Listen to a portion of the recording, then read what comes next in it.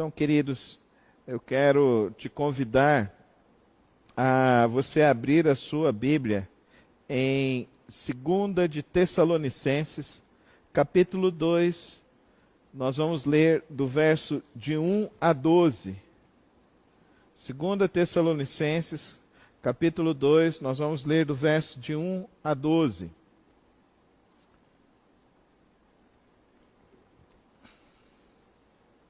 Nós temos estudado nessas últimas quartas-feiras, nós já estamos na nossa quinta mensagem sobre os sinais da volta de Cristo. Então hoje nós vamos ver um outro sinal da volta de Cristo, que é a figura do anticristo. Nós vamos meditar nesse tema nessa quarta e na próxima quarta-feira. Então 2 Tessalonicenses capítulo 2, do verso de 1 a 12. Irmãos, quanto à vinda do nosso Senhor Jesus Cristo e a sua reunião com Ele, rogamos a vocês que não se deixem abalar nem alarmar tão facilmente, quer por profecia, quer por palavra, quer por carta supostamente vinda de nós, como se o dia do Senhor já tivesse chegado. Não deixe que ninguém os engane de modo algum. Antes daquele dia virá a apostasia, e então será revelado o homem do pecado, o filho da perdição. Este se opõe e se exalta acima de tudo o que se chama Deus, ou é objeto de adoração, chegando até a assentar-se no santuário de Deus, proclamando que Ele mesmo é Deus. Não se lembram de que quando eu ainda estava com vocês, costumava lhes falar essas coisas? E agora vocês sabem o que está detendo para que ele seja revelado no seu devido tempo. A verdade é que o mistério da iniquidade já está em ação, restando apenas que seja afastado aquele que agora o detém. Então será revelado o perverso. Assim, o Senhor Jesus matará com o sopro de sua boca e destruirá pela manifestação de sua vinda. A vinda desse perverso é segundo a ação de Satanás, com todo o poder, com sinais e com maravilhas enganadoras. Ele fará uso de todas as formas de engano, da injustiça, para os que estão perecendo, porquanto rejeitaram o amor, a verdade que os poderia salvar. Por essa razão, Deus lhes envia um poder sedutor, a fim de que creiam na mentira, e sejam condenados todos os que não creram na verdade, mas tiveram prazer na injustiça. Queridos, observe bem que nós temos visto e tentado esclarecer aos irmãos sobre a palavra do Senhor Jesus Cristo.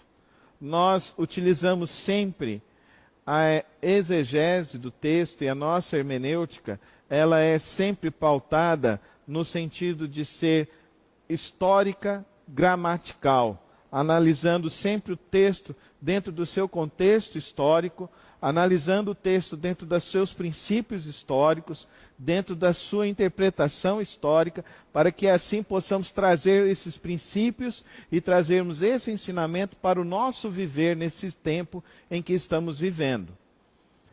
O período que Paulo está escrevendo para a igreja de Tessalonicenses, já a perseguição está bem mais acentuada. E as pessoas, então, começaram a propagar de que Cristo já tinha vindo. Então Paulo escreve aos Tessalonicenses, alertando a eles como seria essa vinda e como ela ocorreria, para que eles não fossem então enganados por aquelas pessoas que falavam sobre isso. E existem muitas religiões hoje em dia que já programaram um dia da volta do Senhor Jesus Cristo, já marcaram a volta do Senhor Jesus Cristo. Inclusive, nós começamos essas mensagens no mês de abril, no final do mês de março, e dizendo para os irmãos que tinha sido propagado que dia 6 de abril seria a volta de Cristo. E os irmãos se lembram que eu alertei sobre isso, os irmãos. E eu quero hoje também dizer para os irmãos que nosso objetivo aqui não pode ser jamais o estudo do Apocalipse nessa intenção de tentarmos revelar a data, a hora do encontro triunfante e da volta do Senhor Jesus. Geralmente caem nesse engodo os dispensacionalistas, porque eles têm uma visão que eles acham que eles podem então determinar essa data, esse dia. Por isso que nós não somos dispensacionalistas. Nós analisamos a palavra de Deus e estudamos a palavra de Deus para aferir os princípios históricos. Paulo, ele conta já uma história de que ocorreu já com o povo de Israel. Quando foi destruído o templo de Jerusalém, ele foi destruído e eles fizeram o quê? Eles levaram um porco, sacrificaram dentro do altar, e vocês sabem que os judeus não comiam porco, e isso para eles era um sacrilégio muito grande. E eles fizeram então uma festa, inclusive com orgias dentro do próprio templo. Então, esses irmãos acharam então que Cristo havia vindo e eles haviam ficado. E é interessante, queridos irmãos, porque muitas pessoas pensam que será de uma maneira assim. E nós precisamos entender os sinais, como ele se mostra, como ele está se apresentando, para que possamos então nos preparar. Não sejamos pegos como nós estudamos na parábola das virgens, não sejamos pegos com as nossas lâmpadas sem o azeite para o encontro com o Senhor Jesus Cristo. Por isso que não adianta um estudo do Apocalipse preterista, no sentido de que eu estou tentando dizer a data, a forma, as coisas que estão acontecendo. Vou pegar os símbolos do Apocalipse e vou então transportar eles todos para cá e dizer que então é isso. A minha intenção aqui não é que você venha sair no final desse estudo dizendo, eu já sei quem é o Apocalipse, quem é o anticristo. Não. Eu quero que você entenda nesta noite esta figura que o apóstolo Paulo está advertindo a igreja de Tessalônica, que vai surgir essa pessoa dessa maneira. Vamos avançar olhando então como Paulo nos mostra quem é essa figura do anticristo. Qual é esse arquétipo do anticristo? Nós precisamos entender isso. Como ele vai se apresentar, como ele vai se mostrar. Será que é uma pessoa? Será que é um sistema de valores? Então, vamos analisar. Então, Paulo começa dizendo o seguinte: irmãos, não se deixem abalar nem alarmar facilmente, quer por profecia, quer por palavra, quer por suposta carta vinda de nós, como se o dia do Senhor já tivesse chegado. Então, essa advertência é essa introdução que eu fiz com os irmãos. Não podemos estudar a palavra de Deus e analisar a palavra de Deus à luz dessa realidade. E quando estamos estudando o livro de Atos, eu tenho explicado muito para os irmãos que essa ação de que o Espírito Santo ele vem, ele age, ele controla, e é como se a pessoa tivesse perdido completamente todo o controle, não é a figura clara do Novo Testamento sobre a ação do Espírito Santo. Não é assim, nem no Novo, nem no Antigo Testamento. No Antigo Testamento, o Espírito Santo vinha, agia, dava, e eles tinham consciência daquilo que o Espírito estava fazendo com eles. E também no Novo Testamento. Então nós precisamos entender e tirar da nossa mente essa visão de que alguém vai ter uma revelação, vai ter uma palavra que veio de Deus, que viu algo e que Deus falou com ele. É isso que Paulo está dizendo. Não vão se enveredar por esse tipo de circunstância, por esse tipo de ensino. Mas ao contrário, mantenham-se firmes em quê, queridos irmãos? O que ele diz? Mantenham-se firmes em quê? Nas profecias? Não, na doutrina. Mantenhamos firmes a nossa fé na doutrina. E não nessas pseudos profecias e revelações. Isso é uma tragédia para a vida cristã. Aqueles que ficam procurando a profecia, aqueles que ficam procurando uma revelação, isso é uma tragédia para a vida cristã. Não é para isso que Cristo morreu. Não é por isso que Ele te deu o Espírito Santo. Ele te deu o Espírito Santo para que você desenvolva uma fé segundo o varão perfeito, Jesus Cristo.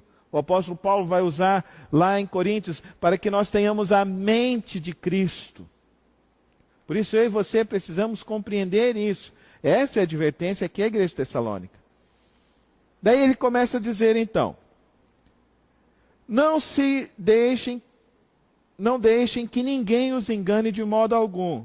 Antes daquele dia virá a apostasia. Eu já tenho falado isso com os irmãos. A apostasia já está aí. Nós temos visto isso. Várias e várias pessoas que falavam que eram de Cristo e hoje não adoram a Cristo. Recentemente, eu encontrei uma pessoa que foi até pastor e que hoje ele é líder de uma seita religiosa que toma até ayacucha, aquele chazinho Santo Daime. A apostasia já está aí. Se você acha que nós não estamos vivendo a apostasia, é importante que você já saiba. A apostasia significa o seguinte: eu não creio mais na fé em Cristo Jesus. Quantas pessoas você conhece que eram cristãs e que hoje falam que não creem mais em Cristo Jesus? Não creio mais em Deus. Aí já está a apostasia. E então será revelado o homem do pecado. Olha essa expressão, o homem do pecado. Essa expressão é uma figura que Paulo usa de Daniel, capítulo 7, versículo 25.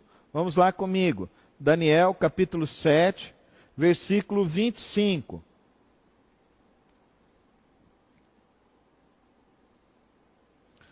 Ele falará contra o Altíssimo, oprimirá os seus santos e tentará mudar os tempos e as leis. Os santos serão entregues nas mãos dele por um tempo, tempos e meio tempo. Ele está falando, Paulo está usando justamente essa figura desse homem do pecado. Qual que é a característica dele? O homem do pecado, o filho da perdição. Qual que é a característica desse homem do pecado, desse filho da perdição? Ele se opõe contra tudo. Contra tudo que vem de Deus, tudo que vem do Senhor. Todo sistema que vem contra os princípios da palavra de Deus, todo sistema de valores e toda filosofia, toda ideologia faz parte do sistema de crença do anticristo. Dessa figura da perdição que tenta destruir e levar até mesmo os salvos a adorá-lo. Observe isso, queridos irmãos. Chegando até a sentar-se no santuário de Deus, proclamando que Ele mesmo é Deus. Queridos, é muito importante que nós nos lembremos algumas coisas que já aconteceram ao longo da humanidade. No século XVIII, eles fizeram um grande navio e falavam que nem mesmo Deus poderia afundá-lo. E o Titanic afundou. A maior banda de rock disse que eles seriam mais famosos que o próprio Jesus Cristo. E o seu principal integrante foi assassinado. Muitas e muitas pessoas já avogaram e falaram assim: nem mesmo Deus irá me parar. Isso faz parte do sistema de crença do anticristo, do filho da perdição. Vamos continuar, vamos voltar lá em Daniel, para entendermos um pouco mais sobre essas profecias. Daniel capítulo 8. E é muito importante que eu e você, queridos irmãos, estejamos preparados para dar razão à nossa fé, compreensão da nossa fé, compreensão da palavra do Senhor, o nosso Deus. Daniel capítulo 8, do verso 9 ao 14, diz assim: de um deles saiu um pequeno chifre, que logo cresceu em poder, na direção do sul, do leste, e a terra magnífica. Cresceu até alcançar os exércitos dos céus, atirou na terra parte do exército das estrelas e as pisoteou. Tanto cresceu que chegou a desafiar o príncipe do exército, suprimiu o sacrifício diário oferecido ao príncipe, e o local do santuário foi destruído. Por causa da rebelião, o exército dos santos e o sacrifício diário foram dados ao chifre. Ele tinha êxito em tudo que fazia, e a verdade foi lançada na terra. Então ouvi dois anjos conversando. Um deles perguntou ao outro: quanto tempo durarão os acontecimentos anunciados por essa visão? Até quando será suprimido o sacrifício diário e a rebelião devastadora prevalecerá? Até quando o santuário e o exército ficarão entregues ao poder do chifre e serão pisoteados? Ele me disse: isso tudo levará 2.300 tardes e manhãs. Então o santuário será reconsagrado. Então nós vemos então a profecia desse anticristo em Daniel, falando que ele se avogou ser o próprio Deus. E é muito importante que eu e você entendamos isso que está acontecendo. As igrejas mandaram ser fechadas. As igrejas foram fechadas. Não nos esqueçamos de que isso vem de um país anticristão, que não permite que os cristãos propaguem e vivam a sua fé em Cristo Jesus. Isso vem de um órgão mundial que baixou essas normativas, que foram sendo copiadas por todas as nações ao redor do mundo, chegando até nós.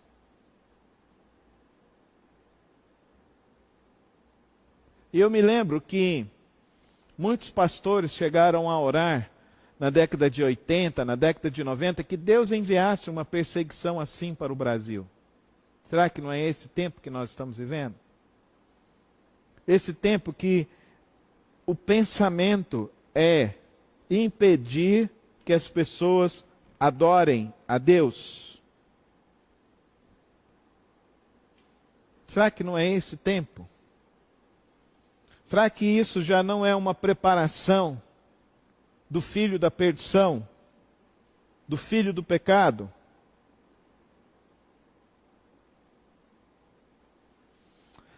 Mas existe um alento no texto, no verso 6. E agora vocês sabem o que está detendo para que ele seja revelado no seu devido tempo. A verdade é que o mistério da iniquidade já está em ação, restando apenas que seja afastado aquele que agora o detém. Você sabe o que detém de fato todo o assolamento do mal sobre o mundo? É o Espírito Santo de Deus. E quando Cristo vier, queridos irmãos, o que será tirado da terra será o Espírito Santo de Deus. Por isso que não haverá mais conversão. Por isso que não haverá mais regeneração. Não haverá mais salvação, não haverá mais santificação, porque não haverá mais o Espírito Santo. Lembrando que em João 16, o Senhor Jesus disse aos seus discípulos que o Consolador viria e ele convenceria o homem e o mundo do erro, do pecado e do engano. Então, a obra de Deus em nós é a obra do Espírito Santo. E ele detém que esse mal avance. Agora, nós estamos vendo que está avançando muito rápido. Os sinais estão aí. Vamos ver mais algumas realidades que ele fala. A vinda desse perverso é segundo a ação de Satanás, com todo o poder, com sinais e com maravilhas enganadoras. Olha o que ele fará. Ele agirá para, inclusive, enganar as pessoas com milagres. Vamos lá em Apocalipse 13, que nos fala também sobre essa figura. Apocalipse 13. Vi uma besta que saía do mar, tinha 10 chifres e 7 cabeças, com 10 coroas, sobre cada chifre e em cada cabeça um nome de blasfêmia. A besta que vi era semelhante a um leopardo, mas tinha pés como os de urso e boca como a de leão. O dragão deu à besta o seu poder e o seu trono e grande autoridade. Uma das cabeças da besta parecia ter sofrido um ferimento mortal, mas o ferimento mortal foi curado. Todo mundo ficou maravilhado e seguiu a besta. Adoraram o dragão, que tinha dado autoridade à besta. E também adoraram a besta, dizendo: quem é como a besta? Quem pode guerrear contra ela? A besta foi dada uma boca para falar palavras arrogantes e blasfemas, e lhe foi dada autoridade para agir durante 42 meses. Ela abriu a boca para blasfemar contra Deus e amaldiçoar o seu nome e o seu tabernáculos e os que habitam nos céus. Olha, observe, se não é a mesma característica, a mesma ação.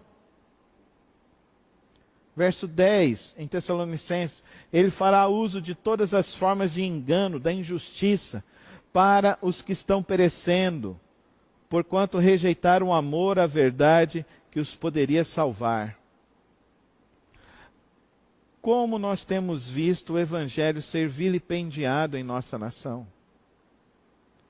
Como nós temos visto as pessoas blasfemando contra o nome de Deus, blasfemando contra Jesus Cristo.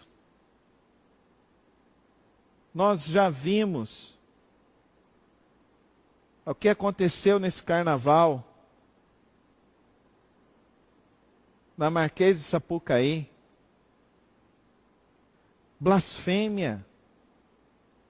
Uma representação que mostrava o diabo matando Jesus, o diabo destruindo Jesus, caçoando de Jesus.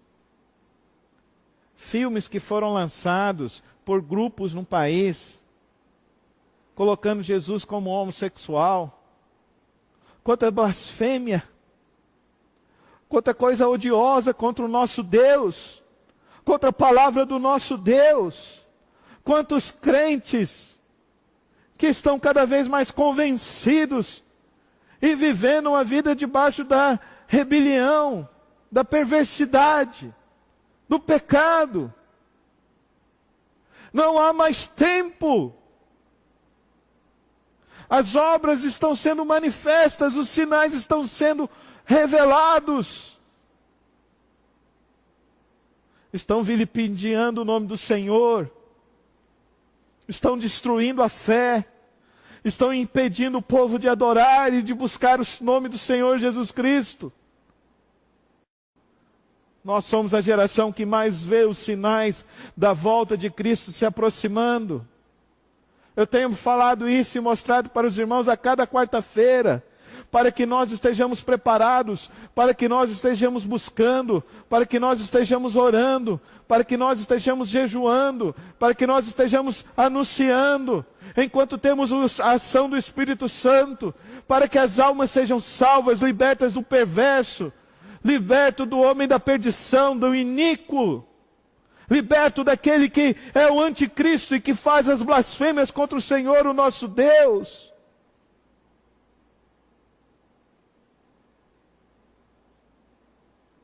A última parte desse texto diz: por essa razão Deus lhe envia um poder sedutor, a fim de que creiam na mentira e sejam condenados todos os que não creram na verdade, mas tiveram prazer na injustiça. O que você tem visto nesse país? Pessoas tendo prazer na injustiça, soltando condenados, destruindo condenados, se afiliando a grupos de corrupção e da mentira. O apóstolo Paulo, lá em Romanos, capítulo 1, versículo 18, já alertava a igreja sobre esses tempos, sobre a realidade desses corações iníquos.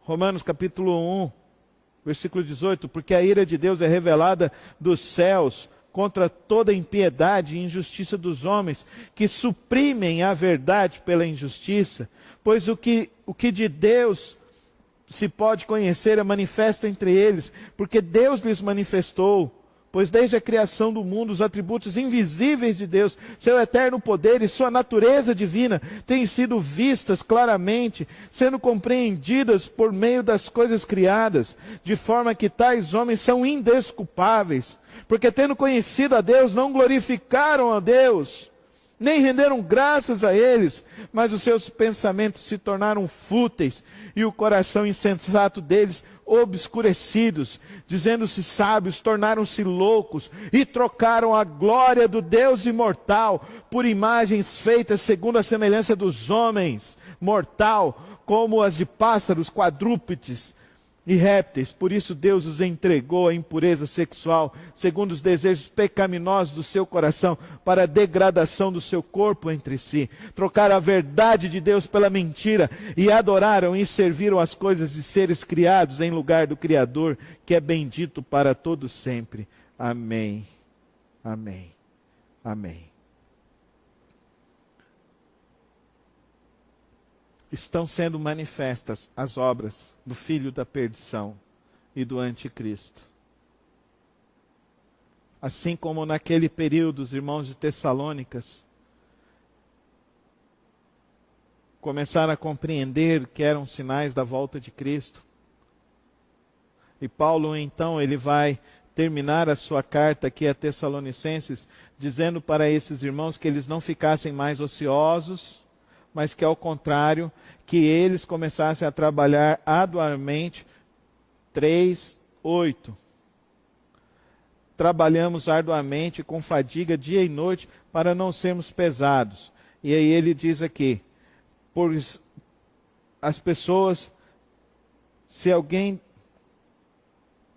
Então ele diz para que esses irmãos pudessem continuar firmes, confiantes no Senhor. Desculpe, irmãos, é aqui no capítulo 2 mesmo. Mas nós devemos sempre dar graças a Deus por vocês, irmãos amados por Senhor, porque desde o princípio Deus os escolheu para serem salvos mediante a obra santificadora do Espírito e a fé na verdade. Ele os chamou para isso, por meio do nosso Evangelho, a fim de que tomassem posse da glória do nosso Senhor Jesus Cristo.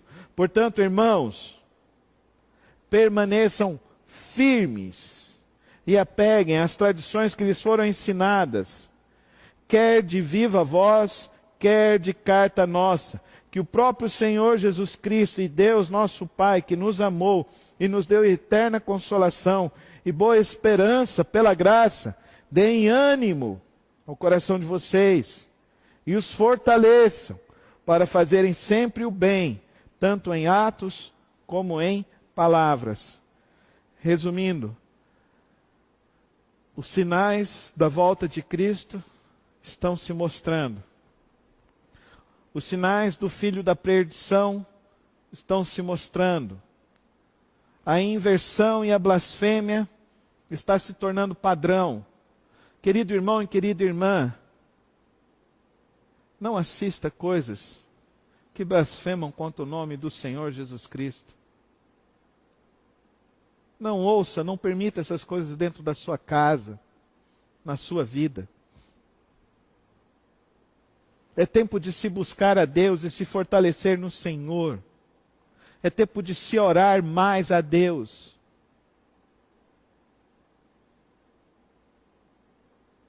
Nós nunca imaginaríamos que um dia eu estaria aqui, dentro dessa igreja, e os irmãos estariam aí, e não aqui dentro da igreja. Nós nunca imaginaríamos isso. São sinais. O mundo está cada vez mais distante de Cristo. As obras do anticristo significam contrárias a Deus. Voltemo-nos para a palavra. Voltemo-nos para o Evangelho. Voltemo-nos para sermos fortalecidos pelo Senhor, o nosso Deus, mediante o estudo da palavra, mediante a oração. E anunciemos a palavra corajosamente, para que aqueles que ainda estão no caminho da perversidade possam se arrepender enquanto há tempo, possam se voltar a Cristo Jesus, possam se encontrar com Cristo, ao invés de serem levados pelo filho da perdição. Hoje eu quero orar. Se você tem algum familiar, algum parente seu, que não é cristão e que está distante do caminho de Jesus Cristo, hoje a minha oração é por essa pessoa, para que você seja um instrumento de Deus na vida dele, para que ele se arrependa, se volte para Cristo Jesus e saiba que em Cristo Jesus há salvação, a transformação, a libertação, que em Cristo Jesus nós experimentamos a verdadeira paz. Em Cristo Jesus nós temos esperança da vida eterna com o Senhor, o nosso Deus. Que Deus nos use, que Deus nos abençoe, que Deus nos fortaleça, que Deus nos encha de verdadeira esperança e de verdadeira ousadia. É tempo cada vez mais de se consagrar a Deus. É tempo cada vez mais de orarmos mais a Deus, de buscarmos mais o Senhor. Na próxima semana continuaremos estudando essa figura, esse arquétipo do mal, para que possamos compreender e não sermos enveredados pelas blasfêmias e pelas coisas que nos afastam do Senhor Jesus Cristo. Oremos. Coloque o nome da pessoa que você vai orar, do seu familiar. Pode ser que seja aquele seu familiar que está preso no vício das drogas, aquele seu familiar que talvez esteja preso no álcool, preso também em doutrinas falsas, preso também em coisas do mal, preso talvez fora do padrão moral da palavra de Deus. Vamos orar, porque o Espírito Santo pode quebrantar esse coração nessa noite, e você pode ser um instrumento de Deus para a salvação dessa alma.